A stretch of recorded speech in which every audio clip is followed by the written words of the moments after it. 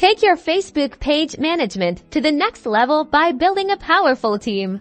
Let's dive right in and learn how to add administrators to your Facebook page first. Navigate to your Facebook page on the left-hand side menu. You'll find an option labeled Settings. Click on that to access your page's administrative settings. Once you're in the settings, look for Page Roles. In the left-hand menu, this is where you'll manage who has access to your page and what they can do.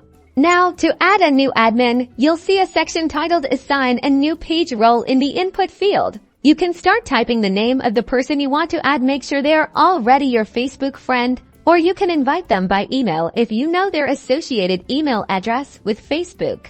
As you type the name, Facebook will suggest users select the correct person from the list next. You need to choose the role you want to assign them. Click on the drop-down menu next to their name. You'll see several options, including admin, editor, moderator, advertiser, and analyst. For this tutorial, we're focusing on adding admins, so select admin from the list. This role gives them full control over your page, including the ability to add and remove other admins, post, send messages, and view insights. Once you've selected the desired role, click the Add button. For security purposes, Facebook will ask you to enter your current password to confirm this action. Type in your password and click Confirm.